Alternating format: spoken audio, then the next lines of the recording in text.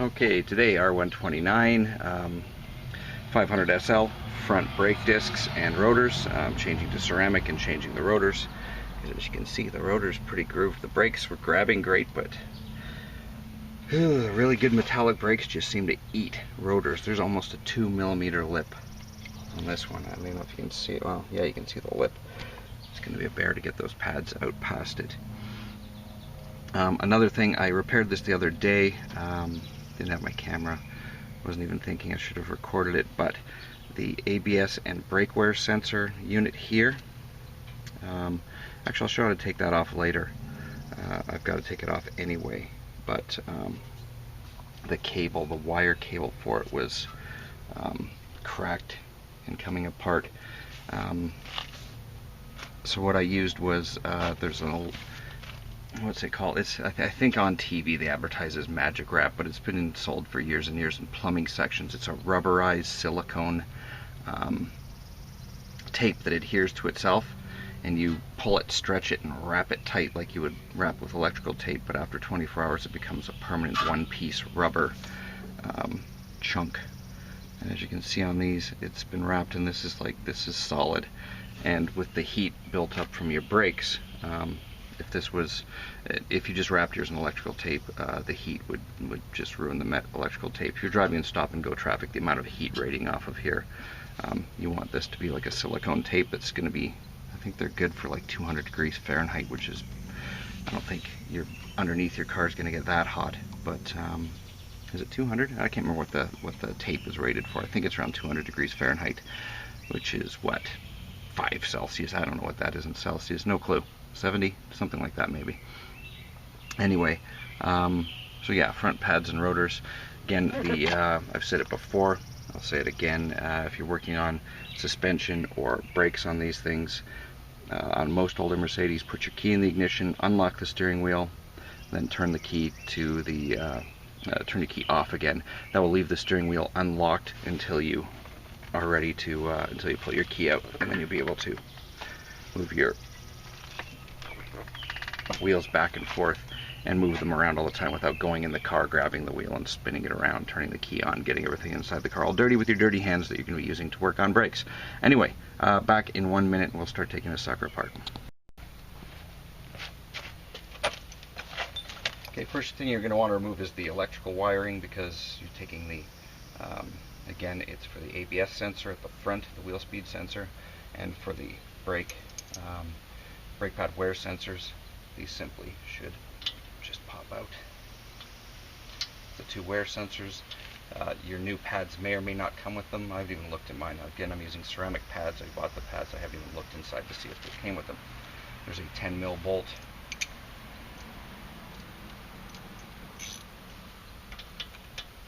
On the back of the pad wear sensor clip. You want to take this off.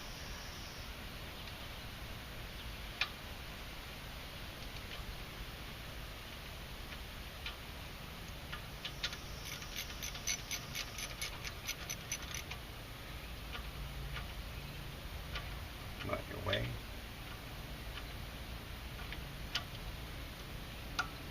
Just set that aside. Now on top of this, there's a big electrical connector. Oddly enough, there's like 15 wires in here, which I don't understand.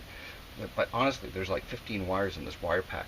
There's only 2 going to the wheel speed sensor and 2 going to the brake pad sensors. So I don't know why there's so many. I honestly don't. But honest to God, there's like 15 wires inside this pack. But anyway, that's neither here nor there. On the top here, there's a bracket that clamps in this top mount, and that unplugs to the wheel speed sensor. And in order to unplug the wheel speed sensor, you have to pull this bracket off. It's again a 10mm bolt.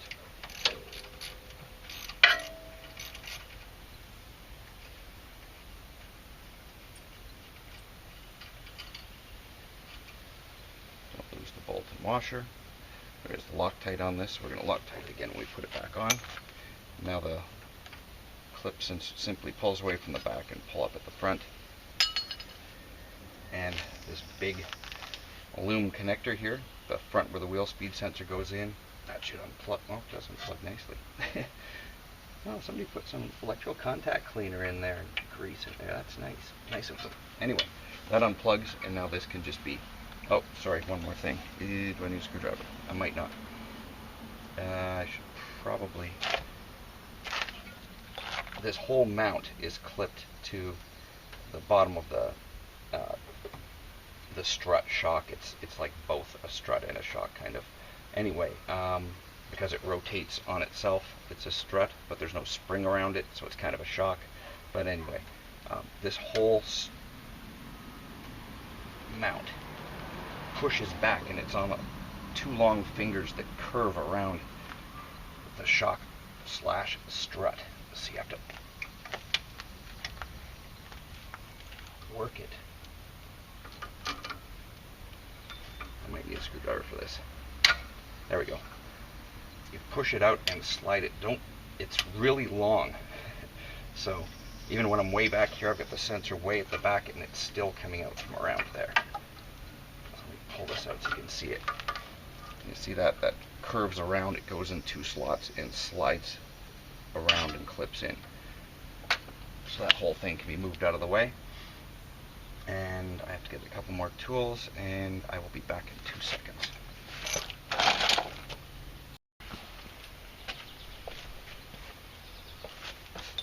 Okay, I'm going to turn this toward you before, actually no, before I do that, I'm going to take off the 5mm brake disc bolt. It's 5mm Allen headed key, or 6-sided socket, or 6-sided Allen socket, or key, or whatever you're using.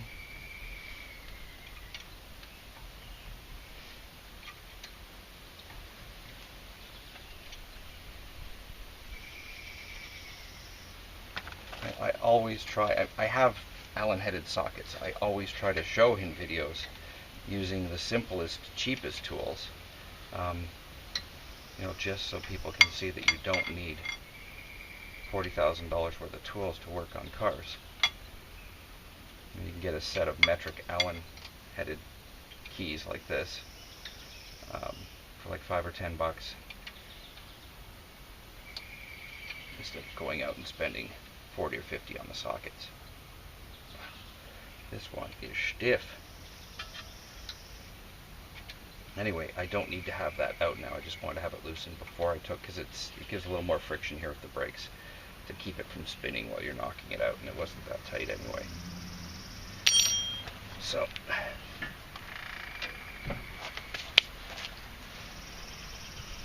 brake pad, small pair of needle nose, and we're going to take the brake pad wear sensors out.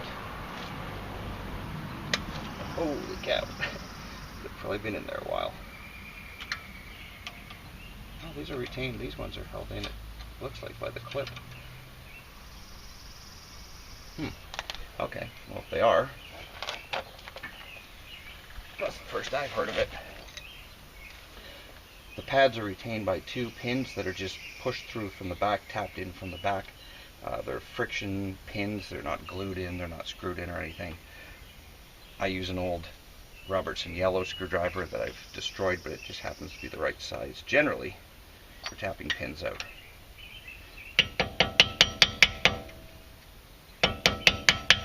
And it's not this time, it's a little small, or a little large.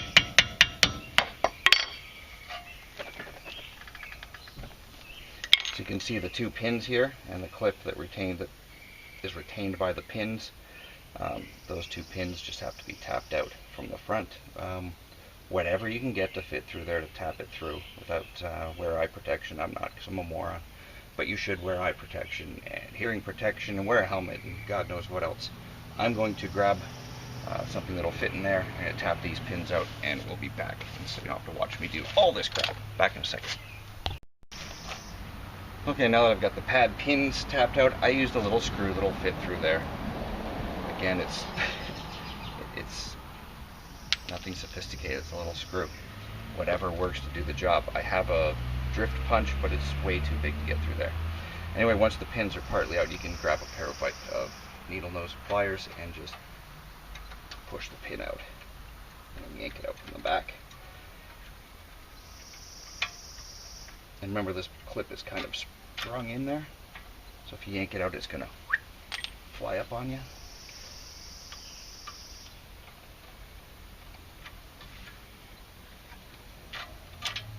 Okay.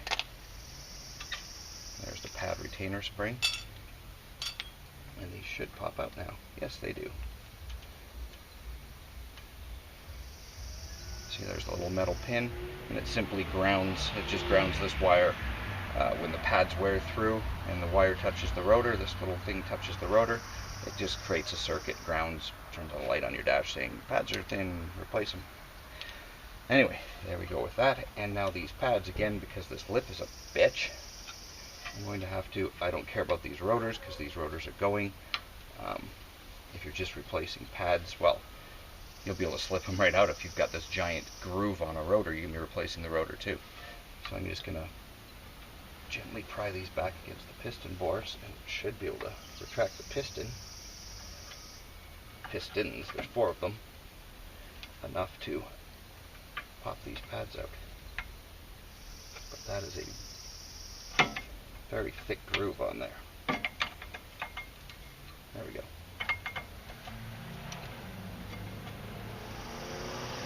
There we go, almost.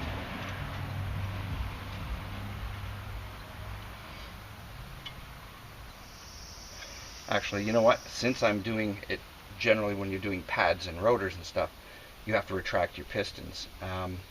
This is going to be the easiest way to do it because I'm throwing these pads and these rotors away.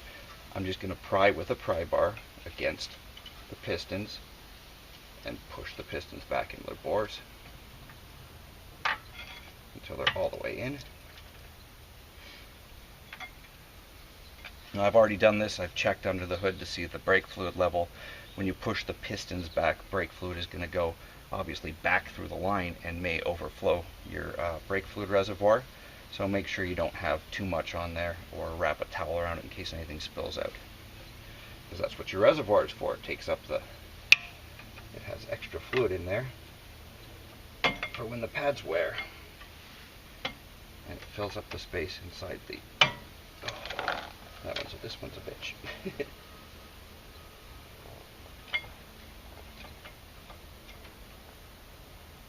There we go.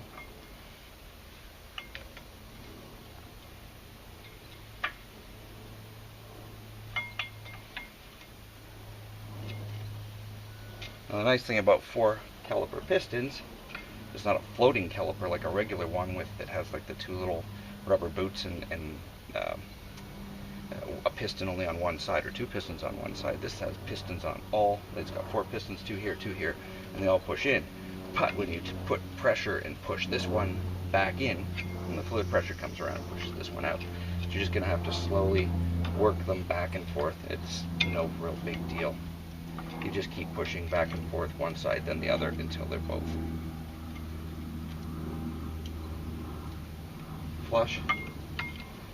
Like every single time you push them out, this one's not going to come out exactly all the way again, so you go back and forth, so they're both flush back.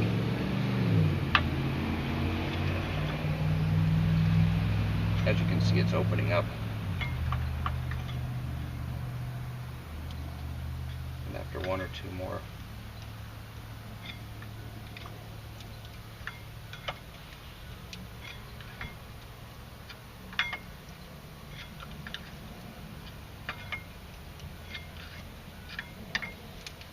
okay, I can pull the pads out.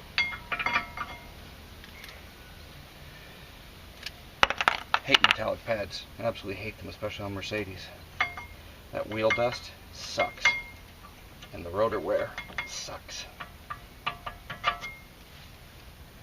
So, that's them.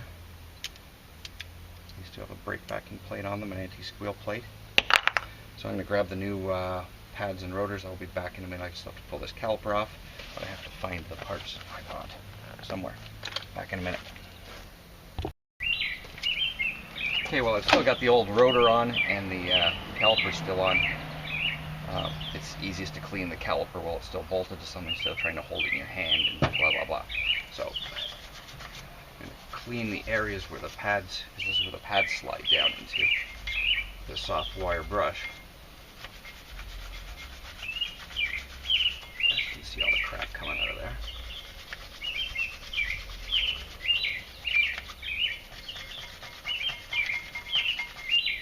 Don't run a wire brush against the boots of the brake pistons.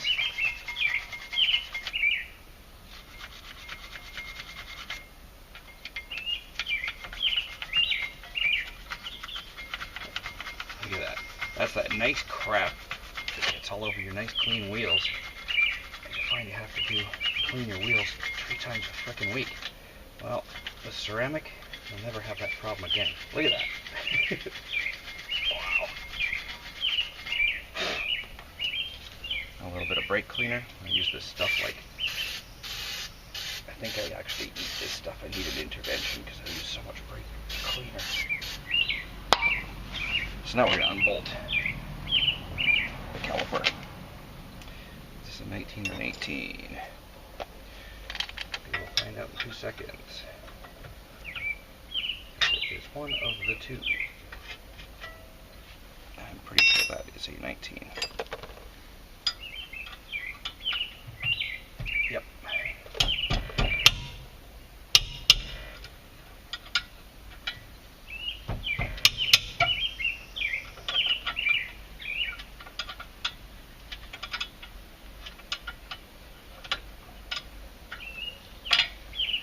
Okay, there's an upper and lower bolt. 1, 2. Get my hand on the bottom one.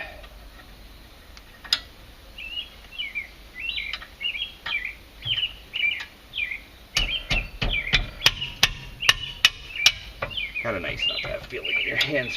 You could do stuff like this and not worry about it. It probably hurts like hell, but I just don't know.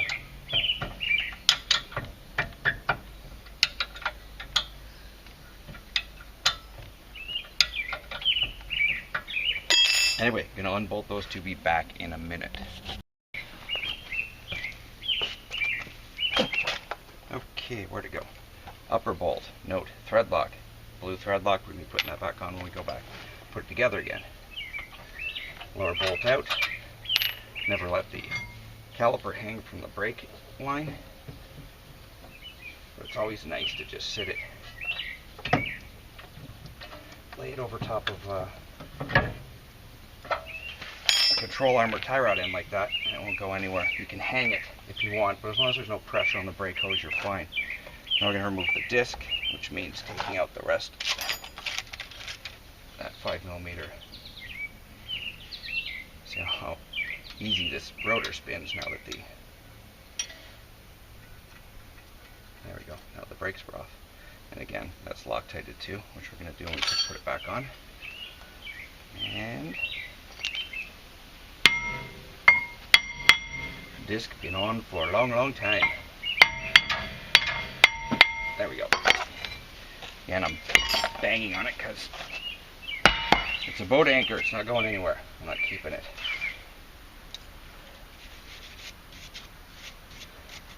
Gotta clean up the hub. It's a good time to check and do your wheel bearings. These were done last year, so I'm not going to be doing those. But generally when you replace discs and rotors, or rotors and pads, it's a good time if you don't have sealed bearings to pull apart and service your bearings. Pretty much the same as the other bearing videos I've done.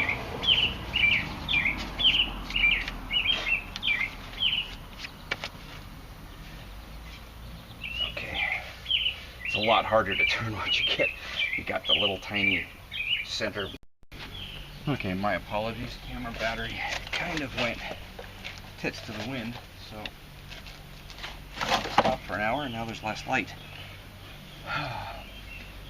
So I went ahead and greased the backing plate for the brake disc, and if your brake disc comes coated with goo, which many do, packing oil, keep them from rusting. I'll use brake cleaner and clean them off good. Grab some paper towel.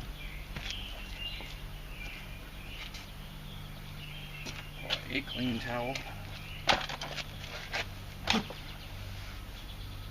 It's usually thick on this.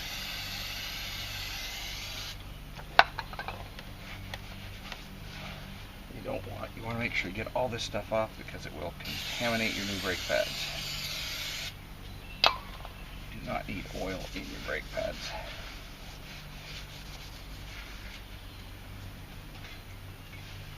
Obviously we're going to do both sides.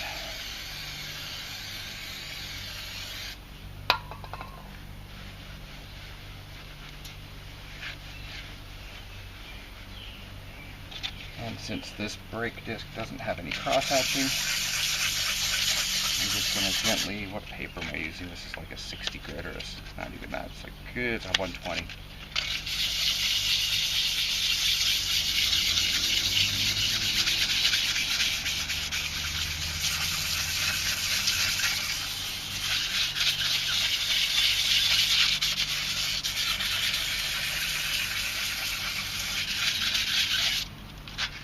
Taking the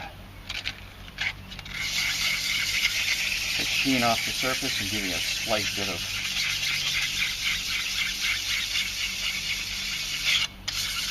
tiniest bit of roughness for the pads to grasp it. A lot of new brake discs will have cross hatching. You'll see it come that way out of the box. This rotor's probably been on the shelf for 20 years. I'm sure they don't get a lot of requests for 500 SL brake discs.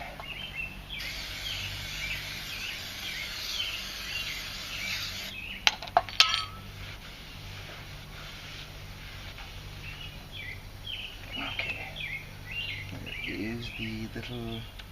There it is. Line it up a little. Oh crap. Back in a minute, gotta get some thread locker. Okay, sorry about that, back with thread locker. Oh my god, this one's new. Doesn't have the cap pierced.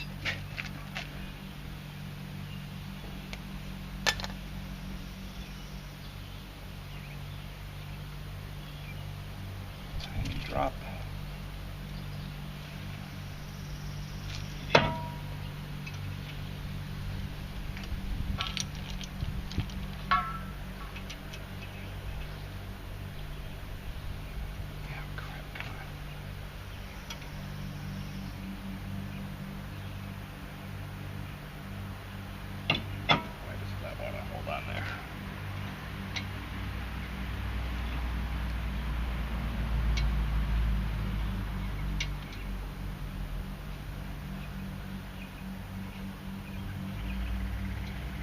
These things aren't cranked on there tight, they're like 15, 20 foot-pounds. It's just to retain the rotor to keep it from moving around. I'll spray again with brake cleaner because I don't want crap in here. My dirty hands.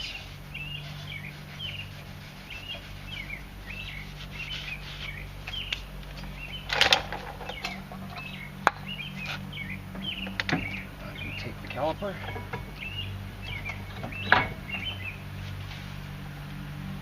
And the old bolts. I'm just going to wire brush these a tiny little bit just to get some of the old thread locker off.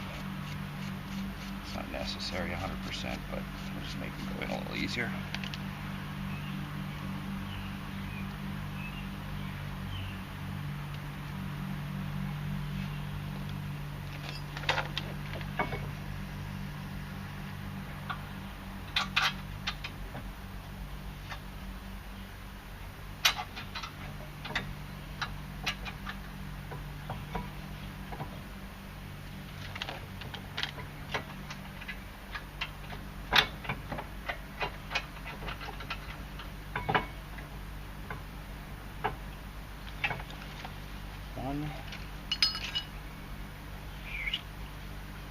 Could just do that damn brush.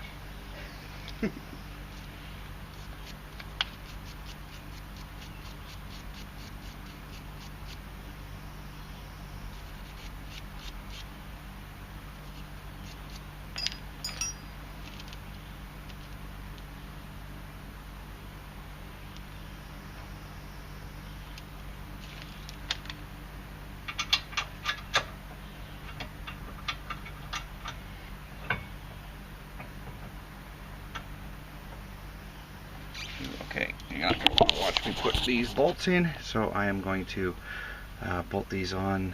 I think it is 60 pound-feet, but I'm going to check my manual now, and I'll be back in a minute. Okay, caliper bolts are back on. I'm just going to torque them to 115 Newton meters, or which is about 85 foot-pounds. Like that.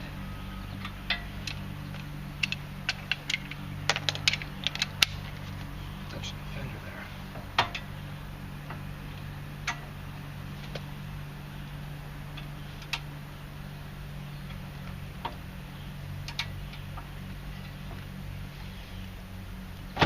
Oops.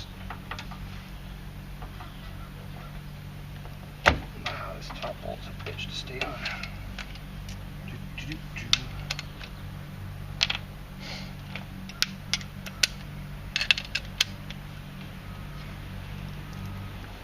Let's turn all the way.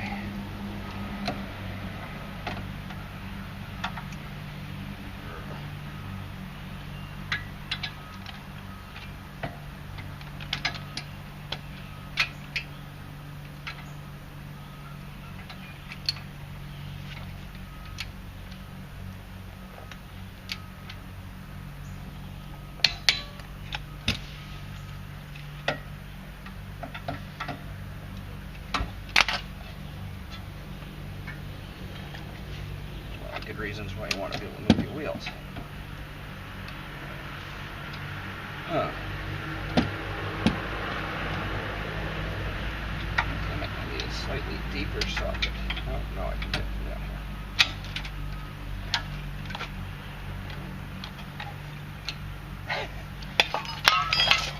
I got to go underneath.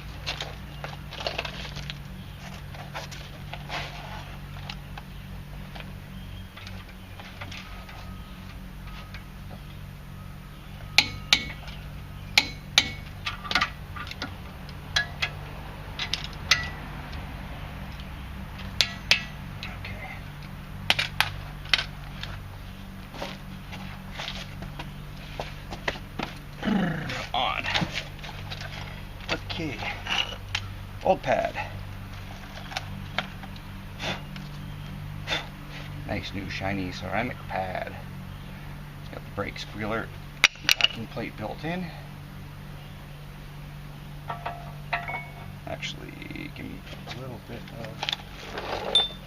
before I do this, I'm going to take the tiniest bit of brake grease, as in tiny,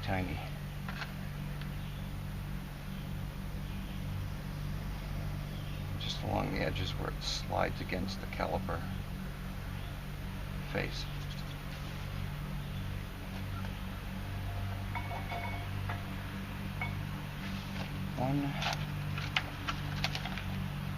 Do not get grease on the face of the pad or on the rotor. I'm sure you already know that. In case you don't.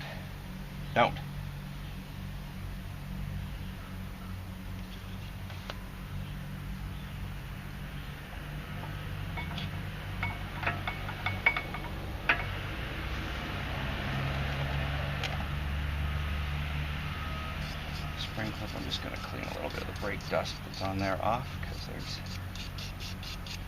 quite a bit.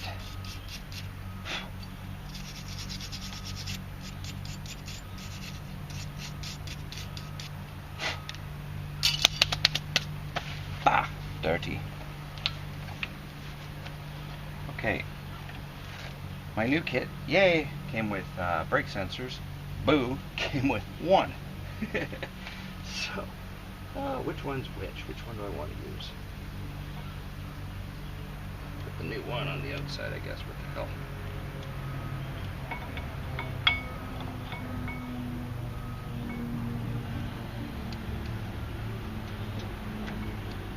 Come on. Really?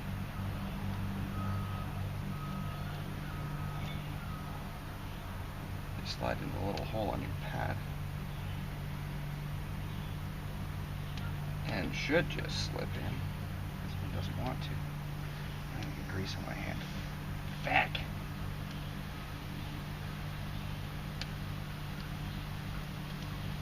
Come Come on, are you kidding me? Go in there.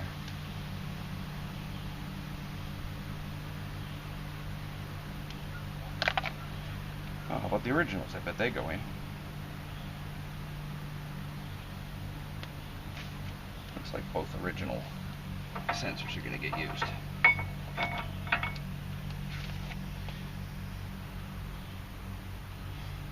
And the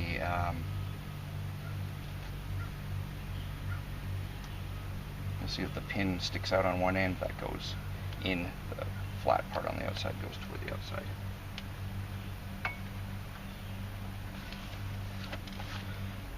Okay.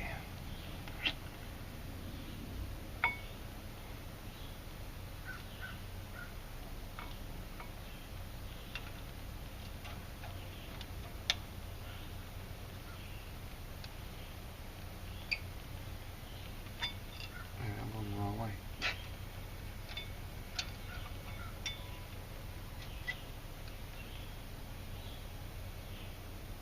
Shit. Ugh. No, I wasn't. Brain fart. Okay, where are my pins? Pins also, I should have wire brushed and cleaned them up before I got this tape going again, but as I said, I'm running out of light. Now you've got to match.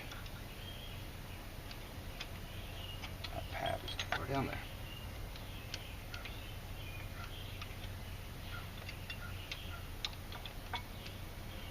Pads have to line up with the holes in the caliper that the pins go through.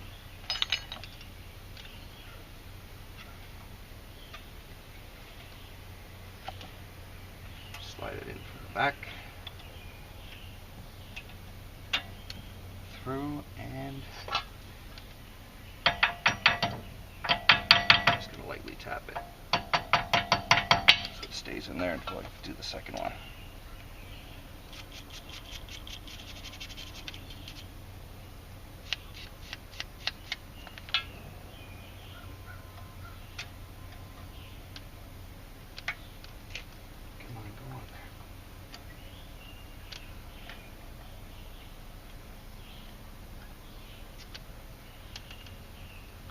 Son of a bitch, do I have this upside down? Why can't I remember which way it came out? I honestly, no, it went in this way.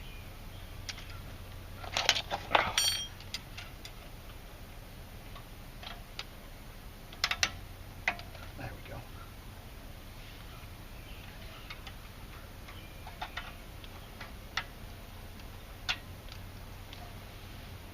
Lined up.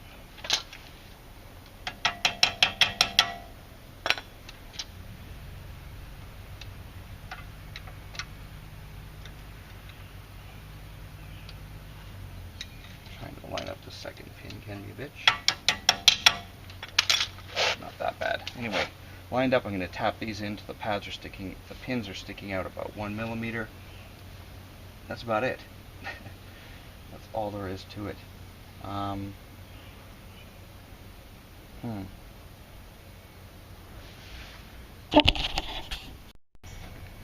Okay, sorry, this camera battery isn't cooperating. It keeps dying at the worst times. So, I'm going to hook the electrical back up again. Brake wear sensor here.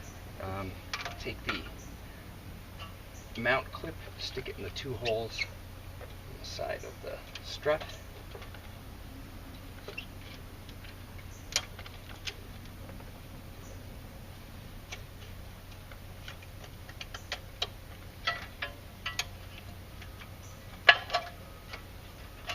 Cable goes behind the brake hose.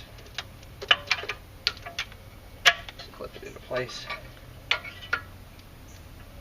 Brake pad wear sensor. I'm trying to do this fast because the battery's going to die again.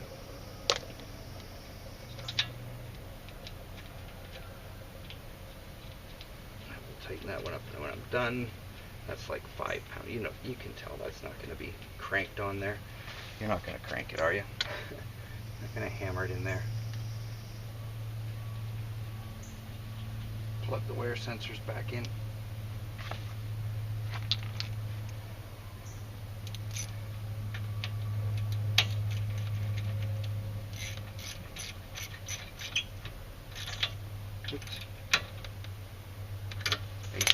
snug.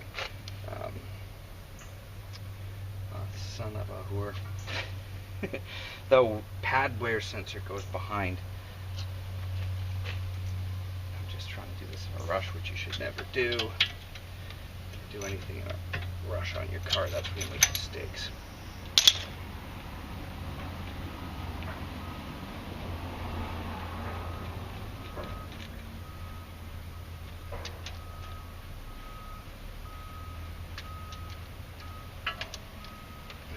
Behind the brake hose, then back out.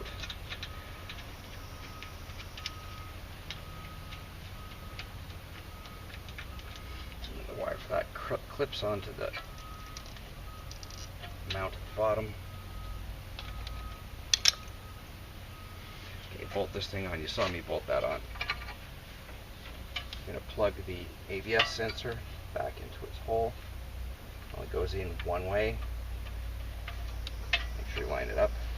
There's little slots on this plastic housing that line up with this lip. Sorry. Oh yeah, this lip and this lip. That holds them in place. There's little slots on it. You'll see it as you're doing it. You have to plug the ABS sensor in first. And then you find your little bolt that you've put somewhere. And it's probably hidden somewhere. Anyway, we're going to torque that up to about 8 foot-pounds. 8 to 10. I can't find my other bolt, but anyway, I'm trying to do this fast so I don't run out of camera. I'm going to show you a close-up, hopefully get some light in there, yeah, of this. There's the clip, the connector. That's the ABS sensor where it plugs into the front. Yeah, like I said, you have to plug that back in before this goes on because this holds that from popping out. You see the grooves along, slots along the top. This slots into and holds that from moving around.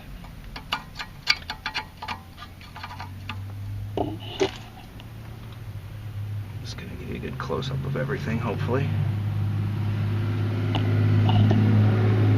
And I apologize, this camera battery is going to run out in about 13 seconds, so thanks for watching. That's basically about it.